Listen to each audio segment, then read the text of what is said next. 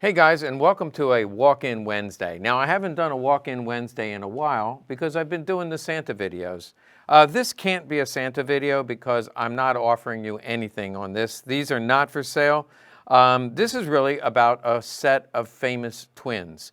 These twins you've seen before, but these twins walked in last Wednesday. So I want to show those to you, but before I do, what do you think of when you think of famous twins? Well, there's the Winklevoss twins, and who could forget the Olsen girl twins? They changed a lot over the years. But who could forget my favorite set of twins, other than these? In the movie Twins, it's Arnold Schwarzenegger and Danny DeVito. Don't they look alike here? But I know you clicked in to see these kinds of twins. So let me show these to you, and some of these are just going to take your breath away. So come on in close and take a look at these twins. Actually, let me start off with the PPs. First, let's start off with the right-hand side because most importantly, let's take a look at the serial number. You will see that they are both in the 215,000 range. If you watch my video on engraved Walthers, I specifically say the vast majority are found in the 215 serial range. And so there's a solid block of hundreds of engraved guns. They were pulled off to the factory. We know some were engraved right away, some were engraved and set aside, some were partially engraved, and a lot of those that were partially engraved or not proofed yet were found in the factory at the end of the war. And that would be the case on both of these twins. Again, look at the last three digits. You see 332 and 333. So these are consecutive numbered. Look at the ejection port. Now, normally that would have like an engraving, a checkered engraving, but they left it blank, probably to finish it later. Also, right here and right here on the ejection port, you normally would see an Eagle N, firing proof, and it is blank, which means these were never issued, never proof fired. They were engraved, probably in about 1939, and then set aside and not picked up again until the end of the war. Again, they're in the factory at the end of the war, consecutively numbered. And let's see, let's turn them over. Look at the other side, the left-hand side of the gun. You see the Walther Legend and the Mod PP. Both of these are acorn and oak leaf, which is the classic Germanic engraving look. Just check them out on the frame, the top of the slide. Notice that the safety lever is chromed. And again, normally that probably would have been engraved. My theory would be they engraved the major parts, which was the slide in the frame, and then later they engraved the smaller parts and put those on. And let me just say, let's look at the bottom. Check out the bottom.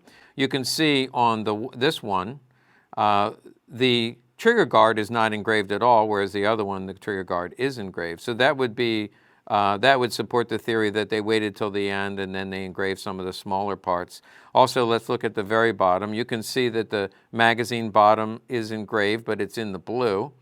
And you can see one has a black button that's engraved around it, but the other one has a steel button, which is engraved. Just an interesting difference. Take a look at the front strap. You can see they're very similar, but not exactly the same. These guns tend to be like fingerprints in that you do see similarities, but they all are individually done and they all have slight variations. Let's take a look at the back strap. And you can see on the back strap, again, you can see the oak leaf, and it is similar, but not exactly the same.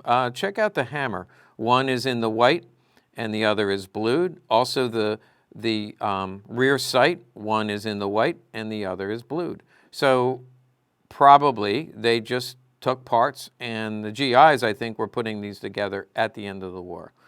So these are two in the white guns that were engraved but never issued in the factory in April of 1945. Now, the other set of twins that I have are PPK'S. These you've seen before because I've mentioned these in other videos. I've had these for a while, and again, none of these are for sale. These are part of a collection, and not being offered for sale, but are being shown to you because they're really cool.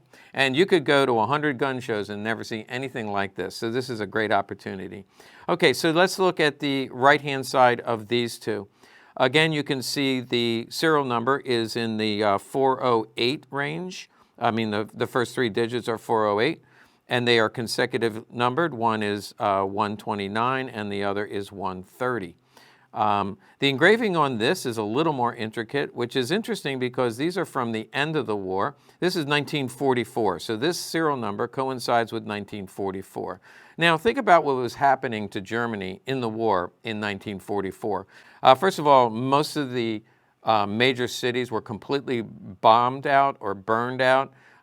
They were short of weapons. They were short of money. They were running short of troops, so that they were drafting older men and young boys. And still, somebody very important, my guess would be Himmler, and I'll tell you why I think that.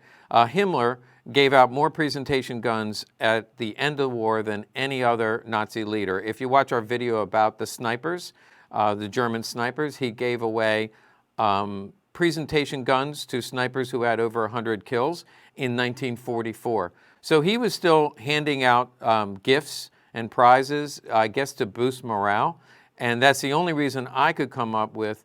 It would have to be somebody very high ranking that would go into the Walther factory, who, by the way, couldn't keep up with production of P-38s or K-98s or K-43s. They couldn't keep up with production, and yet they took the time to make these beautifully engraved PPKs. Again, take a look at where the eagle end would have been, here and here. Notice that the ejection port is not engraved, and yet all the completed engraved guns I've seen, that would be checkered. So I think, again, they waited till later. Notice that the trigger is not engraved. Let's go back really quickly and just look at the PP. You can see where the trigger is engraved and the trigger guard is engraved right there. But on this one, the trigger is not engraved, the trigger guard is. Let's look at the bottom. Yeah, both trigger guards are engraved, and in this case, they're very different. Also, look right here, up by the muzzle underneath, completely different, but very, very cool. Let's roll it down to the front strap, and you can see they're very different. They're floral engraving, but they're very different. I think these are just beautiful. And to heighten the beauty, notice the white finger extension and the white one-piece grip. So these are not post-war. Post-war white grips would be two-piece. So if you looked at the back, you would see the line where the two pieces meet. In this case, they are both one piece. Both grip screws are in the white or chromed. It looks like this one is chromed. On the bottom side of the tang, you can see the engraving there as well. And in the case of these PPKs, they're very different. Let's look at the back. Both hammers are in the white, and both both rear sights are in the blue. They're blued rear sights. I may have skipped the left-hand side, so let's take a quick look at the left-hand side. You can see the logo and mod PPK. On these, you do see little stress fractures in the grip, which, by the way, that's why they stopped using the one-piece grip. With the expansion and contraction of hot and cold weather, the one-piece grip would crack. You don't have that problem on the PP, but on the PPKs, it's very common for the grips to crack, and especially on this back strap. If you look at the back strap, you can see the little crack at the top. But yes, with the changes of weather, these would easily crack, and so after the war, they went to a two-piece grip. But notice that the red dot is painted. So somebody went to the trouble to paint the red dot, but on the PPs, both of them, there is no red dot. So they didn't even bother painting it. One part that I neglected to mention and is very, very important. So the top of the left-hand side is totally blank. Take a look at the right-hand side at the top of the slide. You can see the intricate engraving, probably some of the best part of the entire pistol, and yet this one is blank. Both of these are blank. So if I'm Himmler and I'm ordering, say, a couple dozen of these, they are to be presented. The reason they're held blank is because he probably gave them a few names and said, and make a few more to be presented later. I can't say with certainty because I was not in the factory when these were issued, but there's no doubt in my mind that these were ordered by a high party leader to be engraved later with somebody's name and a date, for some special commendation, which never happened. Now, interestingly, as if you watch my other videos, when the Americans came in and captured these, the generals and officers who captured these guns had their own names put on them. And here you see one of the examples. We know that sometimes the men would present it to one of the officers, or one of the officers would have it engraved to himself. In fact, Patton had 2 of these made, whether he made them for himself or his men did it as a gift to him. Patton has his name on 2 of these presentation Walthers, and we know Himmler did not order that one. So there you have it. Pretty quick and simple, but I just had to show these to you. And no, Santa cannot deliver them to your tree this year.